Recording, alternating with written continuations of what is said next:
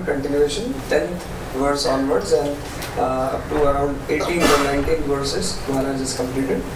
Last time Maharaj was explaining about the concept of yajna, that how the yajna is actually meant for the pleasure of Lord Vishnu, and different types of yajna, homas, etc. Maharaj was explaining in very great detail.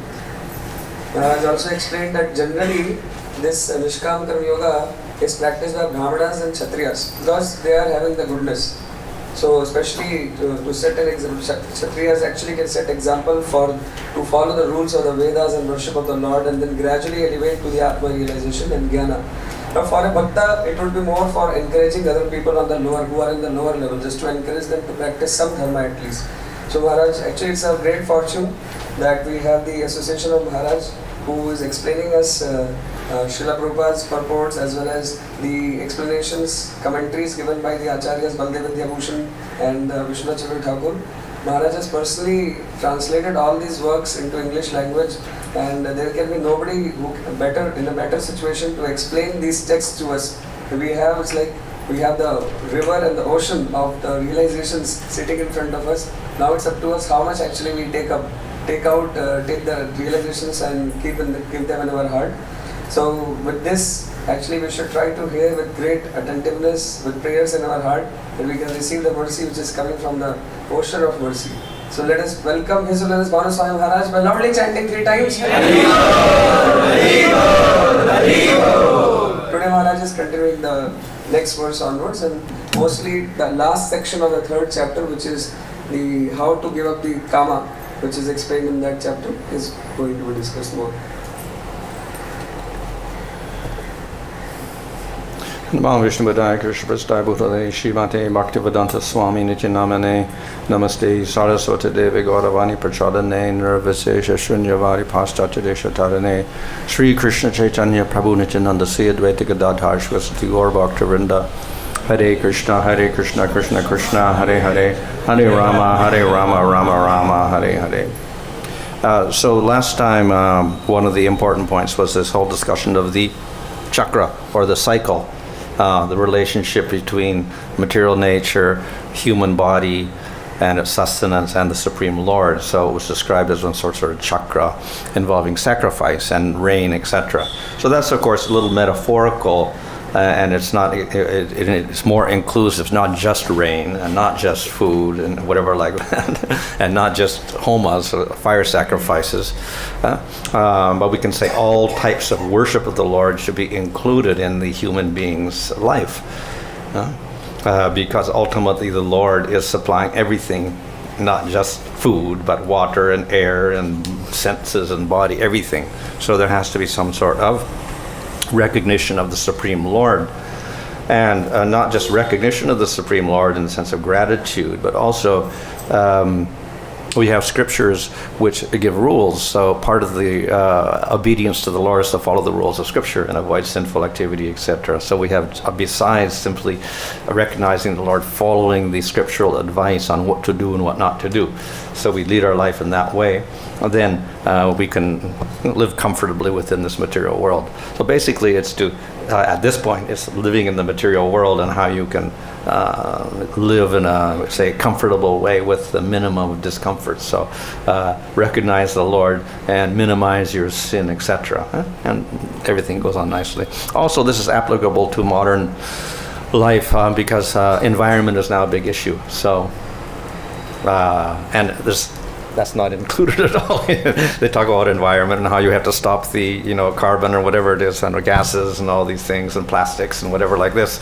But they never talk about Supreme Lord in that thing. It's just the human beings should do this. But how can the human beings restrict their desire to make more money and all that?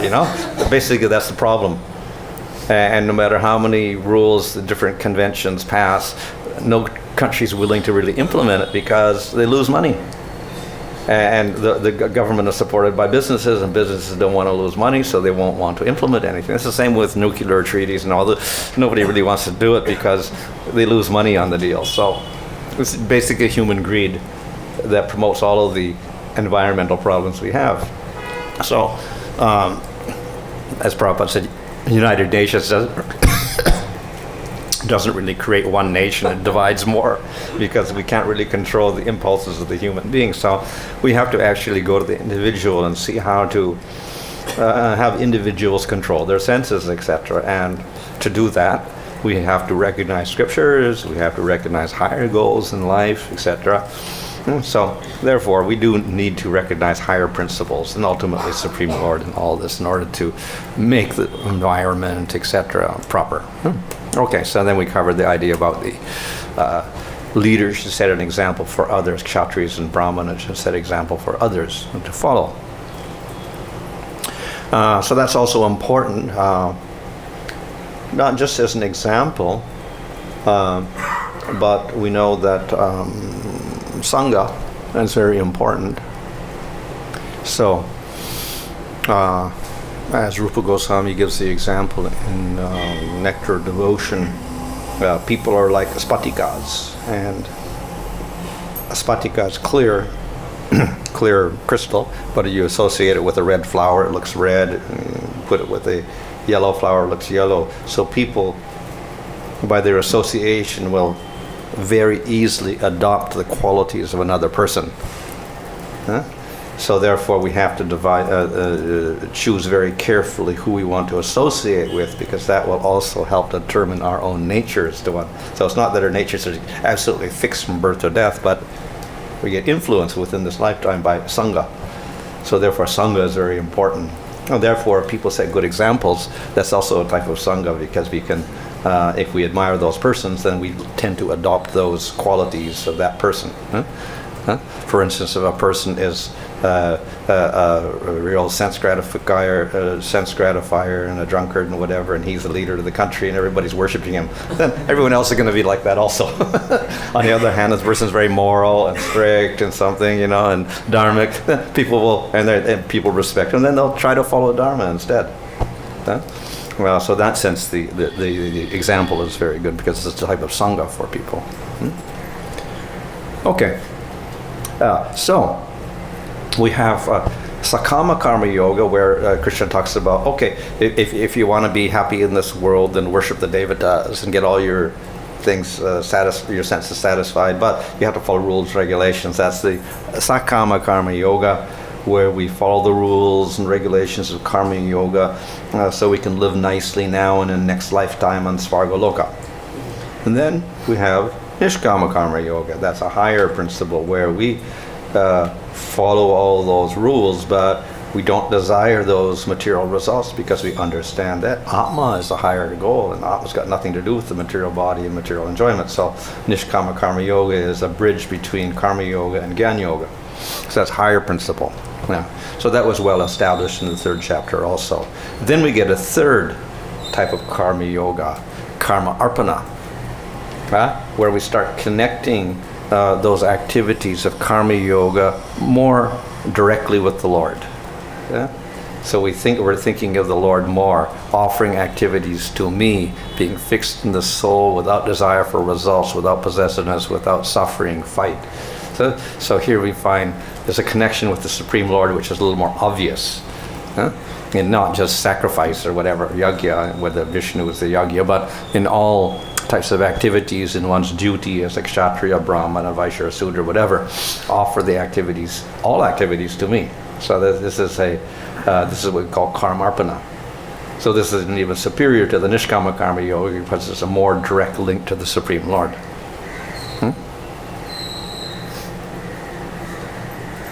So, of course, Baladev interprets this as actually a devotee doing Karma Yoga, but he's doing Nishkama Karma Yoga also, because he's more or less directing that Nishkama Karma Yoga to the Supreme Lord and making it more meaningful. So he's called a Parinishthita devotee. He's just doing it as an example for others and like that. This is a higher level, and we can say more of a bridge to bhakti than to jnana, whereas the other one without that, with less emphasis on the Supreme Lord, would be more a bridge to jnana yoga. So here we're getting an introduction to bhakti yoga also.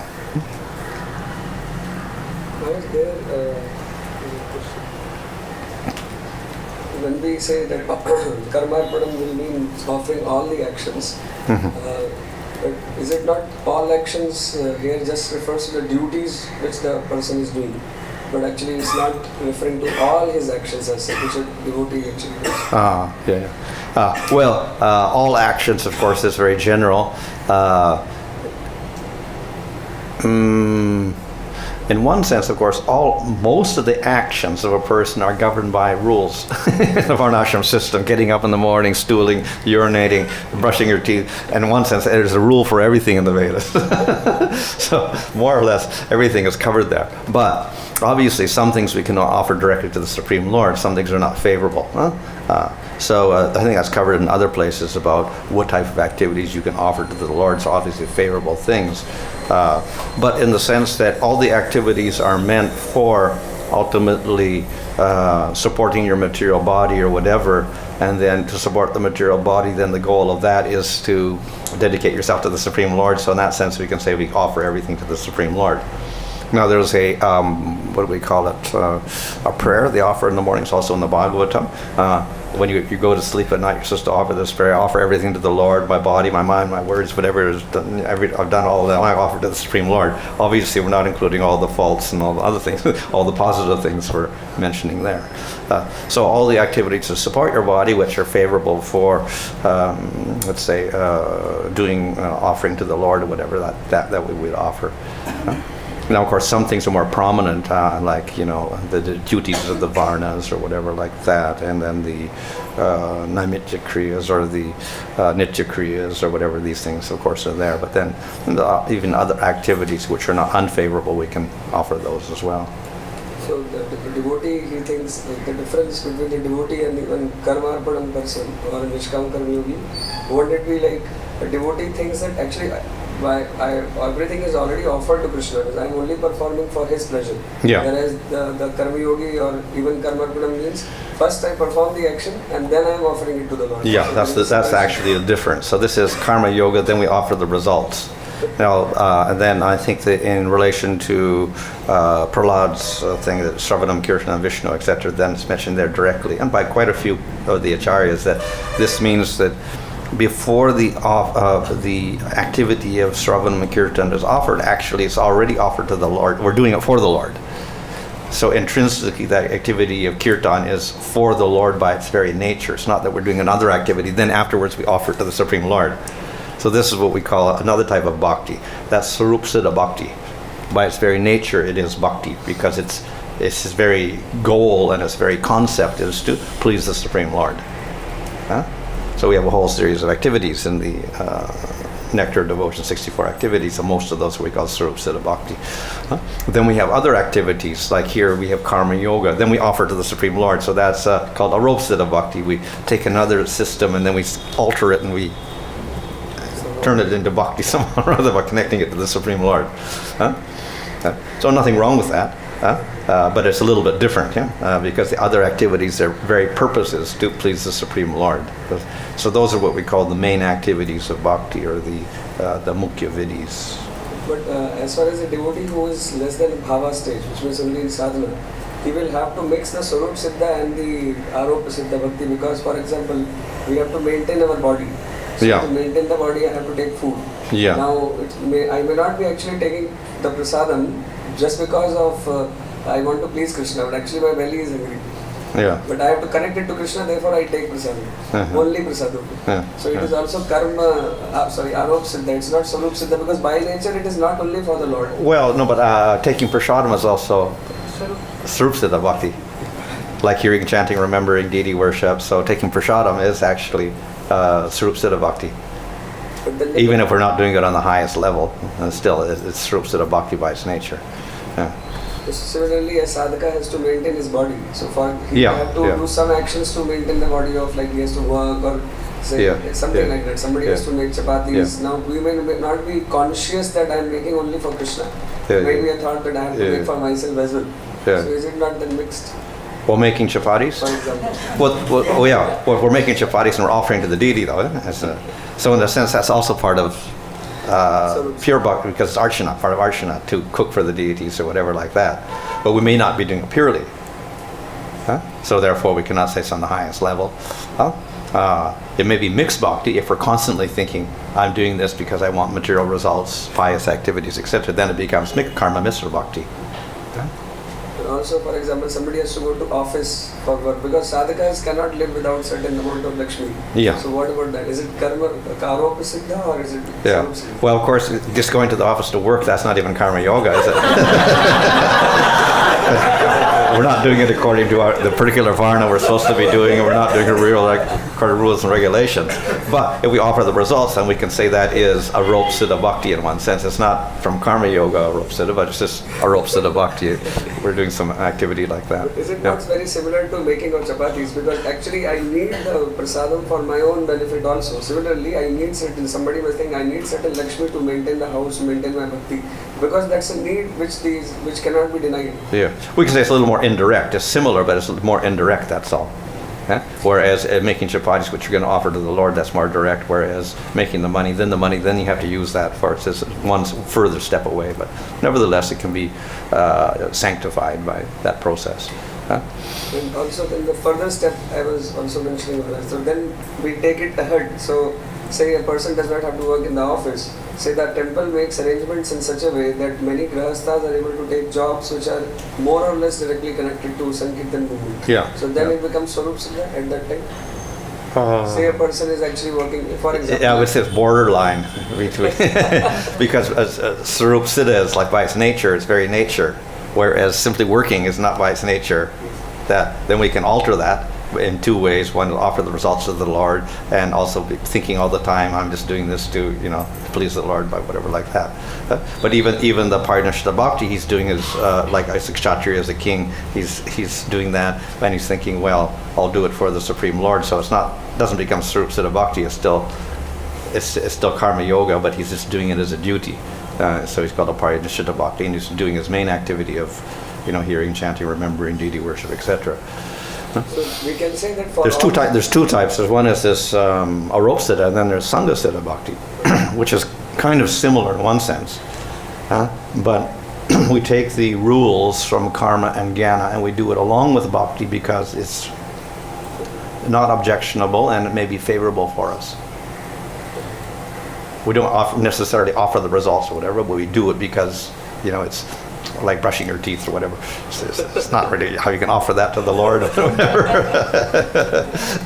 But we just take those rules from karma yoga system, the rules for cleanliness, etc., and then we do it along with favorable. So that's called, when it's done together with it, and then it gets purified by the association with bhakti. So we can call it bhakti in one sense. So it's called sangha siddha bhakti. By its association with bhakti, then it becomes acceptable and purified or whatever. So we can take portions of jnana or karma yoga. Jnana in the sense of, sense control, sama, dhamma, these things like that from jnana, and incorporate them into bhakti at certain periods of time also.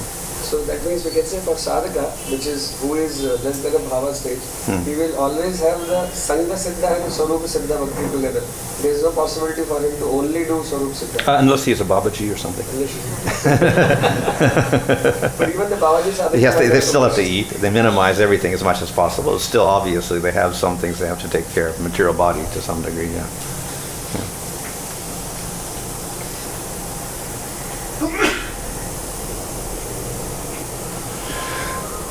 And Krishna also makes the point here that you have to do your duties, which means your varna duties, even if faulty, then rather than doing another duty, a different varna, whatever. So there's an emphasis upon following your particular duties and not doing someone else's. So that is mainly because you act according to qualification. If you try to act beyond your qualification, you don't get the result. You'll fail. If you,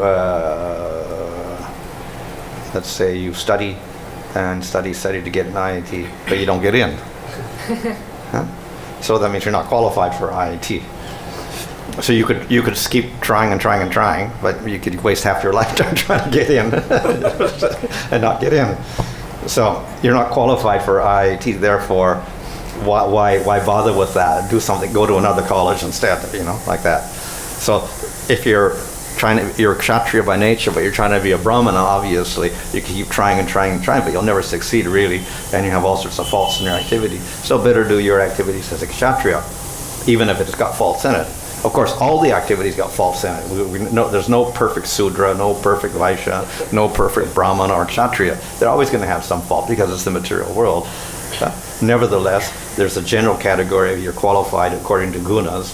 You're either sattvic or rajasattva or tamasic or tamasic rajasic or whatever different mixtures. So you should do duties according to your particular category at that time. This is according to the traditional Varna system. So you act within the qualification. And you should not do less also. If you're a Brahmana, I should not go down and say, well, I'll just be a Sudra. I won't. I can read the scriptures, I know the scriptures, but I'm not going to do that. I'm just going to act as a laborer or something like that. It's also laziness, You're not fulfilling your potential as a human being. Because also every Varna has a goal of helping you progress upward. And if you go to a lower thing, then you're negating this whole idea of progress, and therefore you're delaying your progress upwards and going downwards instead. So therefore, either way, it's criticized, going too high or going too low.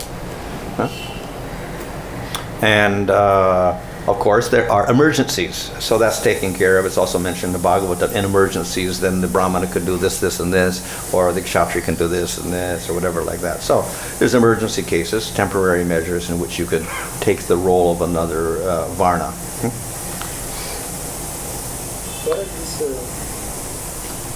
This system, is it favorable for the devotees also? Like to take the according to the Guna qualification, take certain things for one's occupation. Is this favorable for devotions? We can say in general, yes. And then we have, of course, we have two things. One is, first of all, when we talk about the Varnas here, what type of Varnas are we talking about? Are we talking about birth Varnas or quality Varnas? So sometimes there's a little bit of a confusion there. Now, generally in ancient times, we'll see it was all by birth. Kshatriyas had Kshatriya family. The whole dynasty of the Manus is Kshatriya, so it's a birth thing like that. It's not that suddenly a Brahmana joins in and becomes a Kshatriya or whatever like that. So the generally it was done by birth. So, of course, the modern world's a little different because Varnas are all mixed up and the duties are not well defined, and even by birth they're not trained up in the particular Varna even properly, so it's a little bit confusing. So that's one issue there. The whole duties of the Varnas are a little bit mixed up, so very, very difficult to follow. The other point is that that's why at second initiation you get a Brahman thread, which not strictly Brahman, it could be any Dvicha, but anyway we call it Brahman, with the idea that a Vaishnava is superior to the Varnas. So when you get your initiation as Diksha with your Krishna mantra and Gaur mantra, etc., that indicates that you surpassed, as a Vaishnava, you surpass the Varnas. Because, and the quotation there is from Bhagavatam, also quoted in Nectar of Devotion, that anyone who, the dog eater, who chants the name of the Lord once purely, then he is superior. He can do what he's qualified to do, the Soma Yagya or whatever that a Brahmana can do. So, in other words, the Vaishnava becomes immediately qualified for whatever a Brahmana could do, or even beyond that. It's not he should be a Brahman, it's beyond that actually, but he covers all the qualifications of all the Varnas. So, then theoretically, then all Vaishnavas are beyond the Varnas. So we can do anything.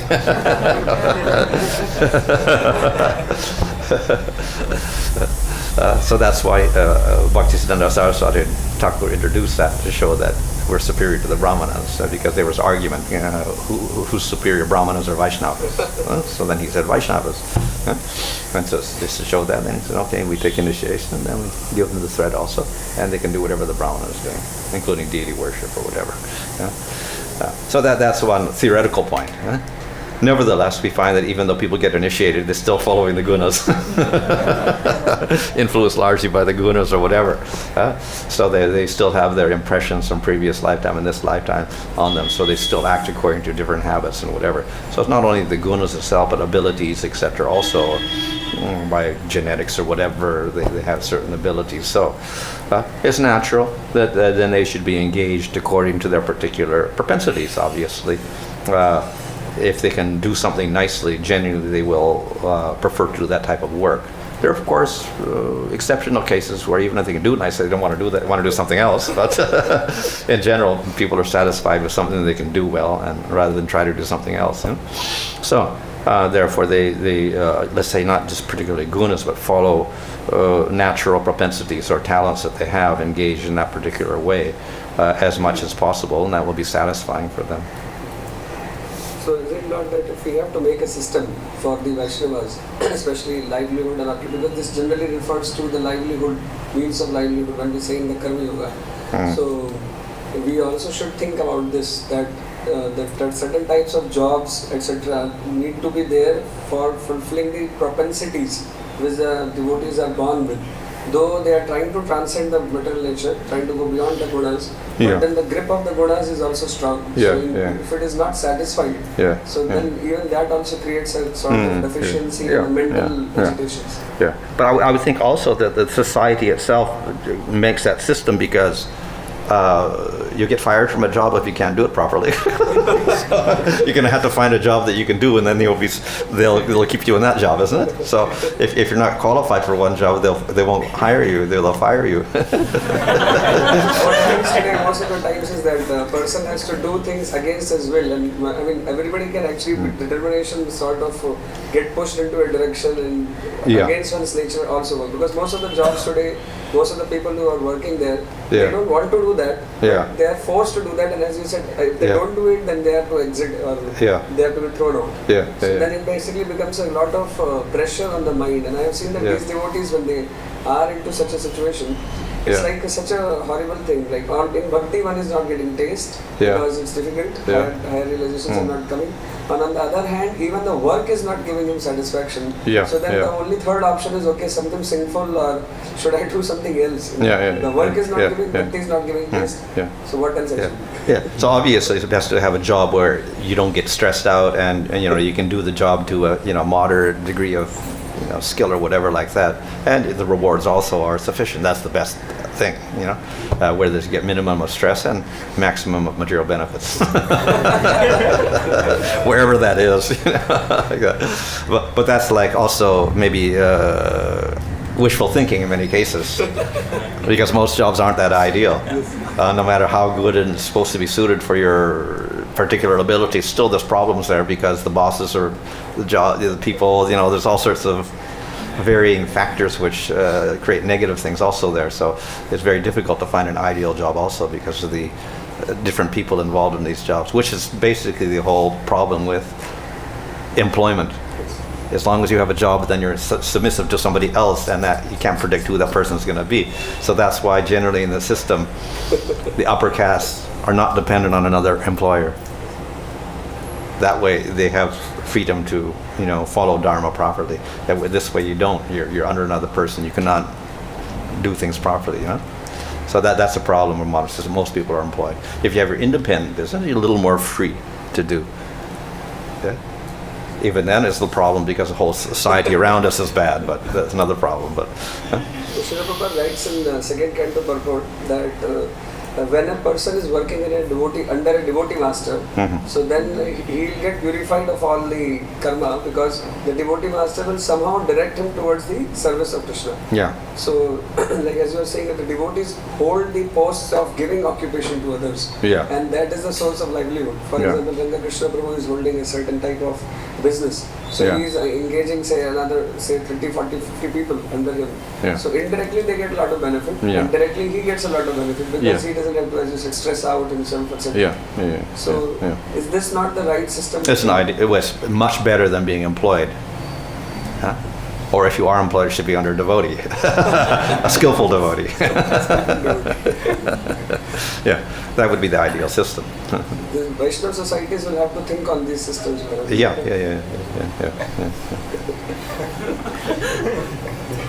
Less stressful work. Yeah. According to one's ability. Yeah. Then we get this this whole section here in the third chapter on the idea of lust and anger and greed, etc. Arjuna asks the question of what propels us into sinful activity, and then Krishna answers it's lust, and then anger arising from motive ignorance, rajas and into tamagun. So the lust is lust, which not particularly just sexual lust, but all sorts of strong desires for material enjoyment. And if it's frustrated, then it leads to anger, and anger is in tamagun because it's destructive. Why does a person, even if he knows something is not right to do, he does it anyway? So it's because of this great desire that he has for satisfying his senses. So, Krishna's solution to this is you follow Nishkama Karma Yoga as best you can. This gives us a set of rules, at least, so we know what we should do and what we should not do. If you don't have a set of rules, it's more difficult. And once we know the set of rules, then at least you have some standards to follow, and then you could try to apply those standards. Even then, of course, mistakes are made, but at least we have standards. So we try to follow Karma Yoga and Nishkama Karma Yoga. This means that we're trying to develop less and less material desires in the whole process. The more we're trying to engage in getting our material desires fulfilled, then the more likely it is that we're going to start deviating from the principles of Karma Yoga itself. So if you go to Nishkama Karma Yoga, then less likelihood. This, of course, also we can say cannot be practiced by everybody. It can only be practiced by those who are on the higher level. They're probably Kshatriyas and going up into Brahmins, like that. The lower would probably be Sakama Karma Yoga at best. So therefore, actually the rules for the lower varnas are even less. So they got more latitude for satisfying their senses. And as you go up, there's more restrictions. So that what is sinful for a Brahmin is not sinful for a Sudra. He's got different rules to follow. So the system itself has rules suitable for each category. And then we have this whole, let's say, hierarchy. So we have the sense objects, the senses, we got the mind, we got the intelligence, and we have the Atma. So of these, the Atma is spiritual, and everything else is material. But we have higher and lower there. So we have the senses, and then the ultimate sense is the mind, the internal sense. Everything is gathered from particular senses and then sits in the mind, and that coordinates everything. All the different sense data is held in the mind. The mind, however, also has desires, memories, and so many other functions. Consequently, the mind is responsible for developing desires, and then desires can turn into activities. And of course, related to the previous thing, we get lust and anger, whatever. So we can develop desire for a certain thing as a result of all the sense activities, and then it goes into the mind. We develop desire, then we miss because of that desire, then we will do the activity, maybe a sinful activity, so we get bad results. So what is to prevent us? Intelligence. So of course we have this whole system with you practice Nishkama Karma Yoga. That's using intelligence also. So that's what gives you a system of rules to follow. Yeah? So we use those rules with our intelligence to control the desires. Oh yes, I have a desire to enjoy in this way, but Scripture says that you can enjoy this, but you can't do it this way. Yeah? So use your intelligence. And this you cannot do at all. So the intelligence should control the mind. It has the power of viveka, or making distinctions and distinguishing one thing another. This is better, that's better, whatever. This is worse, whatever. So intelligence in that sense is superior. However, we do know that often intelligence doesn't do that. The intelligence becomes a servant of the mind.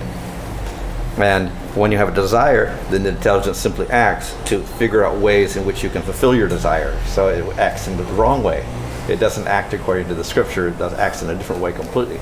So it's not that always intelligence is superior. It should be in a proper system for progress, spiritual progress, but often it's not. It becomes a servant of the mind. So that's the negative aspect of intelligence. Intelligence can often be very devious or whatever. So it's not that all intelligence is good. It can act in the wrong way. That's also one of the reasons why the human being is in such a difficult position, more than the animal, because he has more intelligence. So he can find more ways of enjoying that animals don't find. Yeah. And all sorts of criminal activities he can do that animals don't do also. So I mean, he can do all sorts of things with his intelligence. So it's not that always intelligence is superior. It can be very detrimental as well. Nevertheless, of course, Krishna says you have to control the mind, and you control the mind by the intelligence. So the problem is how to get the intelligence in the superior position. So that is why we have the Atma, which is non-material above that. Now the Atma is there in any case, in all people, but nobody's aware of it, so it doesn't function. So when the Atma can only function if there's an awareness or an appreciation or an experience of the Atma to give higher taste to the intelligence, so the intelligence can implement the rules for the mind and the senses.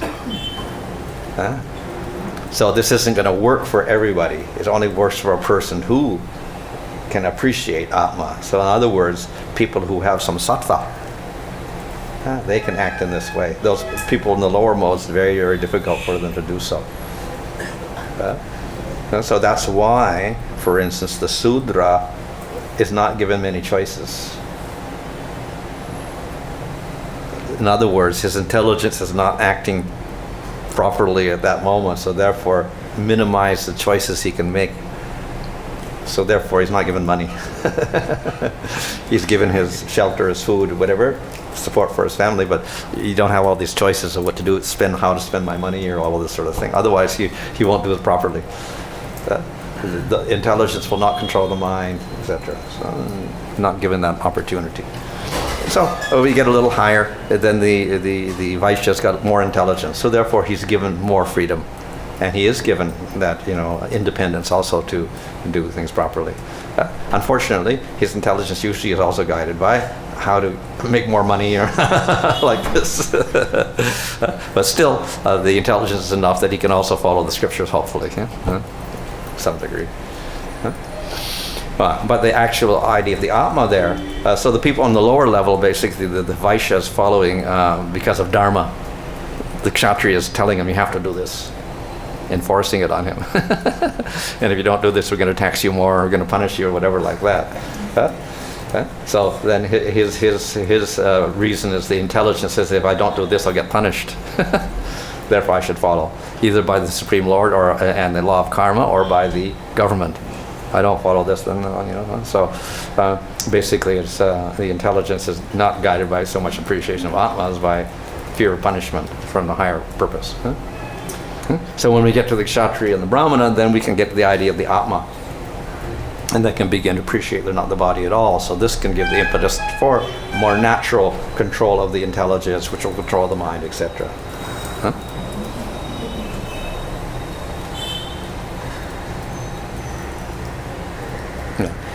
So realizing the soul is distinct from the intelligence, fixing the mind in the soul by the fixed intelligence, destroy the enemy of form of lust, which is difficult to conquer, O mighty Arjuna. So if you can concentrate on the Atma, then this can give the intelligence and the mind a good impetus for following principles of sense control, dharma, etc.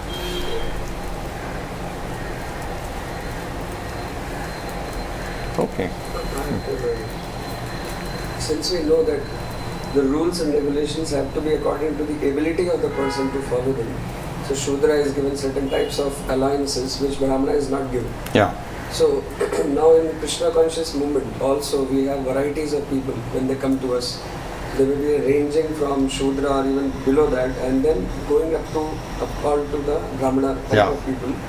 So how do we fit them all into one type of situation? Because we have a problem of, say, even the chanting of 16 rounds, for example. Yeah. So of course that can be followed very easily if you have sattva. But then for people those who are at lower level, they might find even this difficult. And Yeah. So we just still chant Hare Krishna.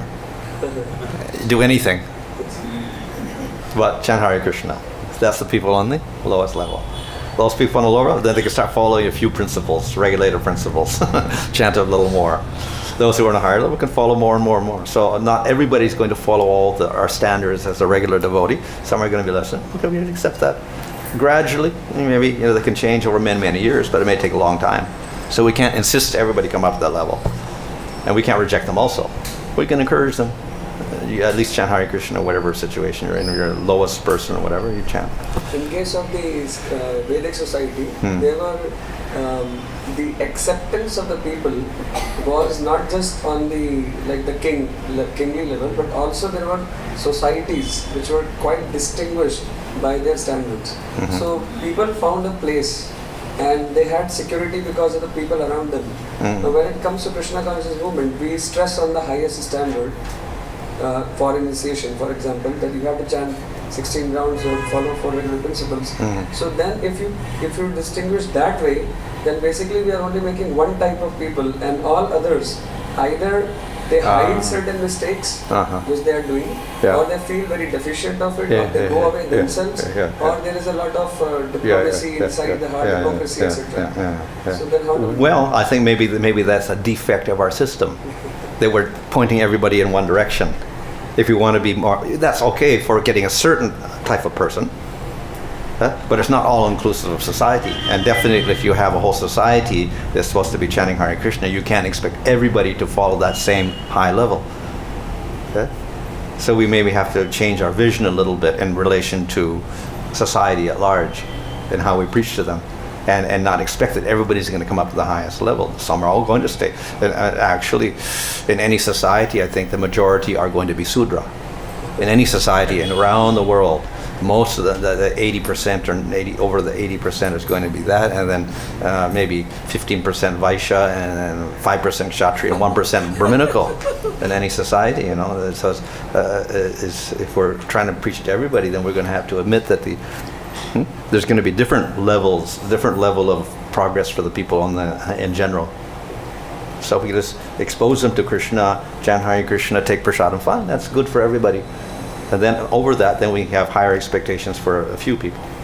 And we don't expect everybody to get up to the high level either. And we shouldn't punish them also for doing that because they're acting according to gunas. Nevertheless, this is the remarkable thing is through bhakti you can transform and go beyond the gunas. So then even though a Sudra person, somehow they start chanting, they get very enthusiastic, then they can just leave their environment and get to the highest level also. So we're not trying to force people down on the lowest level also. There'll be other exceptional cases as well.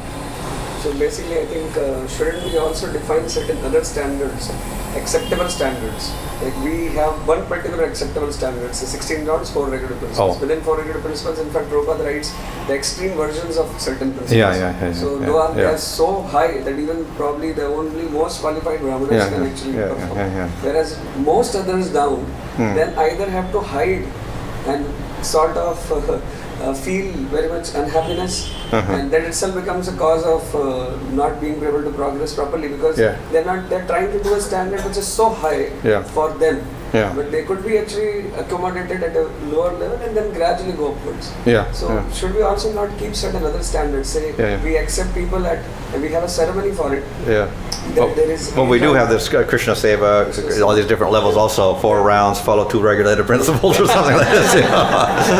But of course, that's pushing people also in that same direction. So maybe that's the fault there, that it's actually, it's a means to get to that higher level when we shouldn't expect that everybody's going to get there anyway. Yeah. But the other idea, of course, is in ISKCON itself, the idea of membership. So there's always a big discussion in a strategic planning, what is membership? And then one was to judge it by initiated devotees, but then that excludes so many people.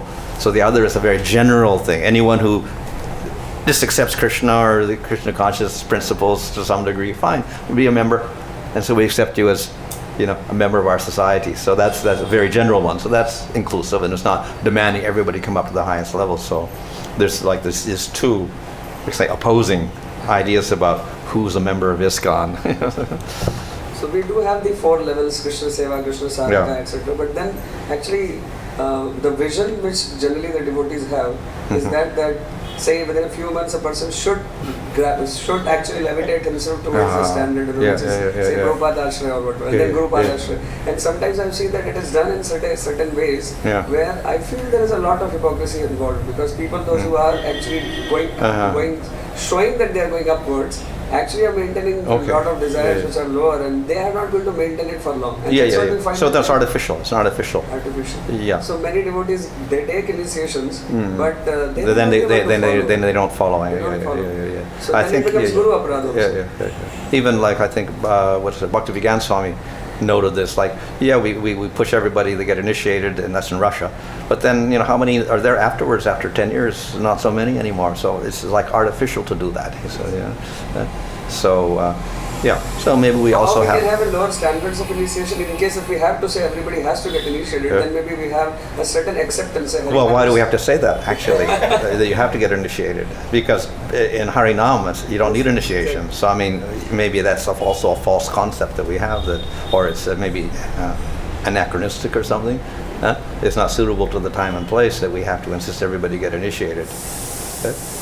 But there are certain people who should get initiated also, otherwise... Well, obviously, what happens is when we're screening people or whatever, then we can find out as much as possible who have the capacity to elevate to that higher standard. Those that aren't, we don't force them and try to push them. If spontaneously it happens later on, fine, but we're not trying to push those people up to a higher standard when we know that they're going to have difficulties. So, but also don't criticize them for not coming up to the higher standard either. We should have a little open mind there. So therefore that means larger rungs of society will have to create around our temples. It's like in and they can all serve. So they'll all be willing to serve, but on different levels, their level. But we shouldn't, neglect them or reject them or consider them inferior simply because they're on a different level. Now, another question comes, Maharaj, that how these devotees, we can say they're also devotees, so how are they going to find satisfaction at their level when they clearly, visibly know that they are not following certain things which a higher person is actually doing? How are they going to find satisfaction? We can even say to them, sometimes the leaders can actually even tell them, but they still sometimes feel that, okay, I'm not able to do that. How do we actually get to that? Well, the satisfaction one is they're acting according to their capacity, not beyond. So it's like, you don't follow the higher varna if you're incapable of doing it. You follow a certain one and you're more satisfied. If you follow the higher one and you try to follow, then ultimately you fail anyway and you go down to the lower level. So maybe they should understand that, if you're not, they shouldn't aspire for something and they should act within that. But it's acceptable. It's acceptable also. And the main satisfaction is that they are chanting Hare Krishna. And they should get the satisfaction from that, and that gradually they can progress. There may be many lifetimes or this lifetime, end of lifetime or whatever, but just have a little faith in the arrangement of the Supreme Lord. So that means certain type of teachings have to be propagated probably, because otherwise the people are never going to feel that actually accepted. Well, probably that should be outlined very carefully that we do have a system called initiation. That's for certain people who can naturally follow that and don't have difficulty. Then we have these other grades, but we're not necessarily saying this person's better than that person also, simply because he's uninitiated or whatever, because you're all free to do the services, etc. You follow, some minimum standards like this, and you chant. Any questions anybody has? We have 8 minutes only for questions today. Unless the intelligence can be fixed to some other, here when we say the intelligence is fixed here, it can be fixed to the Atma or to the something rules and regulations taken according to the rules of imposed by government or by scriptures, etc. Yeah. For example, Pandit. Yeah. So when the person takes from Atma, that's the highest. Yeah. Now when he takes from lower, won't he get fixed in that and he won't go higher? Yeah. So if you get fixed in the lower ones without the Atma, there's a little problem there because you get fixed in those things mainly because of fear. Why do we fix ourselves on the government regulations? Because if you don't follow them, you're going to put you in jail. The same with Dharma. If you don't do this, you're going to go to hell. So the impetus there is more fear, a punishment. So, and then if you don't get detected, then you commit the sin. So you think you can get away with it, then you commit the sin, then you commit the crime. That's common in the material world, yeah? They think that nobody's going to detect the crime, then they commit the sin or the crime, and then somebody later detects them and they get thrown in jail. Some people don't get thrown in jail. So, in other words, it's not a foolproof system there. So actually, the higher taste is the means by which you can make it a little more stable. So if you have a higher taste, then naturally you'll want to follow these things because it's in line with the higher taste. If you don't have the higher taste, then it's only a fear. You still have the lower taste, and out of fear you're doing it. When there's no fear, then you fulfill your lower taste again. So to some extent, yes, it's good, and that's how society operates basically. It's based not on higher taste, but based on, okay, you have to do this because if you don't do this, the government's going to punish you. You have to pass your exams because otherwise you're going to fail and not going to be successful in society. So all based a little bit on this fear thing. Yeah. Another question, please raise your hand, then I will. Yes.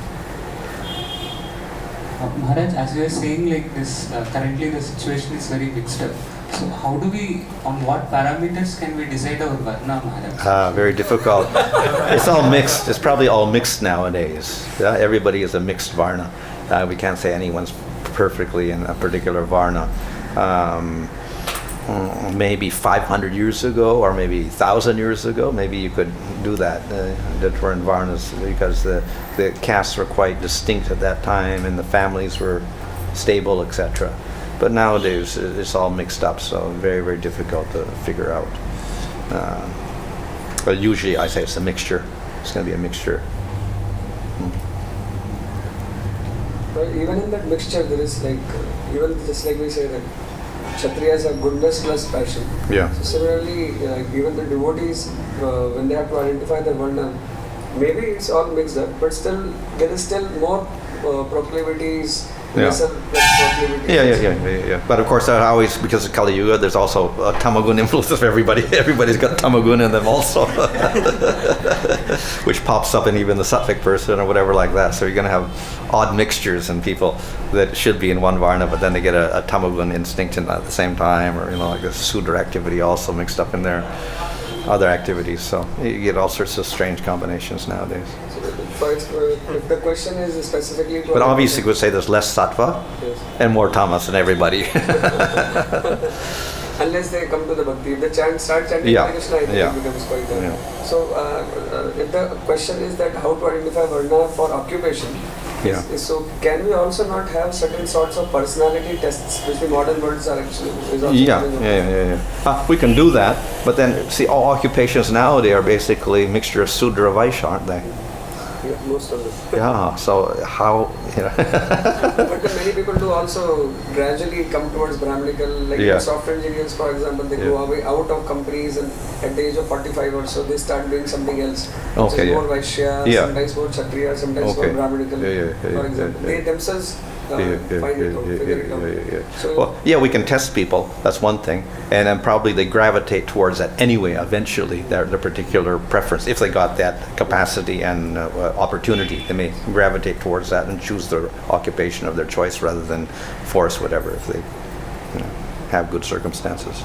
So previously the Guru would help a lot in identifying the Varna, because he would the training system on the Gurukul itself is largely dependent on the Varna itself. So the Guru probably at the age of 7 or 8 itself, he identifies and then puts people into different capacities. Yeah, but of course then birth was a major factor anyway, wasn't it?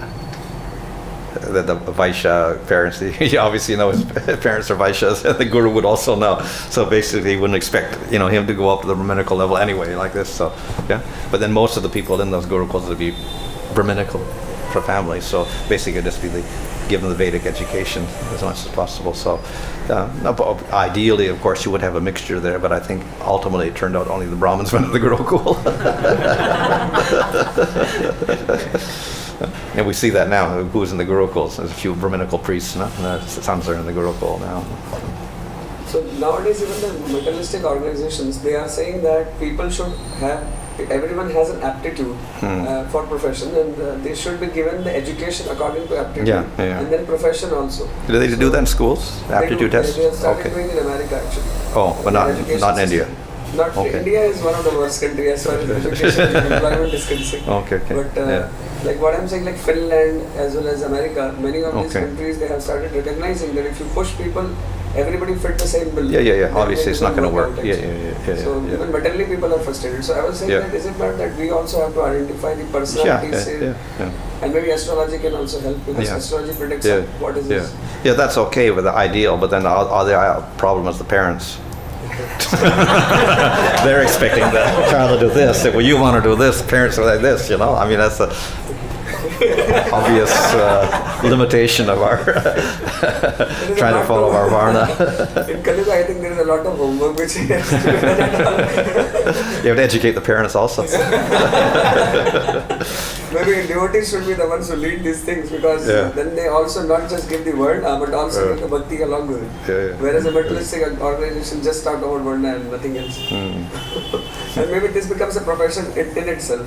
Yeah. You have to counsel parents and children about occupation, Because they are actually worried about that. It's not that they are not, but only thing is they don't know what to do, how to do it. It's so complex. Anybody else's question? Anyone else among the Matajis? Please raise your hand up like this so that I can see who is. Nobody?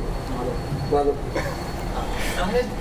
You were speaking about this Sangha Siddha Bhakti and Aropa Siddha Bhakti and Swarup Siddha Bhakti. In one previous lecture over here, you had mentioned that Vishwanath Chakravarti Thakur and Jiva Goswami, they have a slight difference in defining Karma Mishra Bhakti. Yeah. Well, one is to mix. Jiva Goswami's technical definition is you mix the elements of another system into it. For instance, karma yoga, let's say the nitya naimitya kriyas, you mix into your bhakti. So that would be karma mishra bhakti, but not necessarily the contamination of pious activities and trying to enjoy. So then in that sense, the karma mishra would be okay because we're not having material desire. We're still doing pure bhakti, but we're doing that. It's like the parinishita devotee. He has no attraction to those activities for material reasons. He's doing them. That's all. So he would call that karma mishra bhakti, that parinishita devotee, without any problem. But the other problem, the bad karma mishra bhakti, which is criticized, that's the one that Vishwanath Mormons. That's the intention behind those activities. You have those activities, plus you have those material desires for material enjoyment, or if you mix jnana in with for liberation. So that's his karma mishra bhakti, where there seems to be a mixture of desires in there. If you don't have the desires, then it's permissible, but generally when he talks about karma mishra bhakti, Vishwanath, it's the bad one with the material desires. Then you can have the other one, the desires without the mixture. So Vishwanath defines that as the tamagun, rajagun, and sattvagun bhakti in the third canto on Kapila. So the sattvagun is a desire for liberation, and then the lower ones are, material enjoyment. With even if you don't have a mixture of angas of karma, just doing bhakti, and then you have desires for material enjoyment, rajagun bhakti. Then if it's a desire for liberation, it would be sattvagun bhakti. Then if a person is performing Karma Mishra Bhakti according to Jiva Goswami, mixing elements of karma, how is it different from Aropa Siddha Bhakti? Well, it could be arousal bhakti also. Okay? Yeah. So yeah, it can be. But aropsita means actually you take the things and you modify it by saying karmarpana or whatever. Well, we're going to offer the activities to Krishna. If you didn't do that, then you're just in karma yoga activities without any attachment. Then we can say that's karma Mr. Bhakti. Oh. Yeah. But he is worshipping devatas. Yeah, you could worship devatas, but with no desire for results, only as servants of the Lord. Yeah. Like we can say that in the Bhagavatam we see them worshiping Durga Devi, or the kings are doing Rajasuya sacrifice and things like this, but they're not attached to anything, and they're just doing it because that's karma yoga system, but we're doing it for glorification of Krishna. So that's we can say that's a karma yoga, but it's also a ropsiddha in one sense because they're offering everything to the Supreme Lord. Hare Krishna. So let us thank His Holiness Bhanu Swami Maharaj for such an enlightening discourse filled with so many wonderful questions and answers. Let us thank him by loudly chanting 3 times. Hare Krishna. So Maharaj will be distributing. Krishna Maharaj will take. Devotees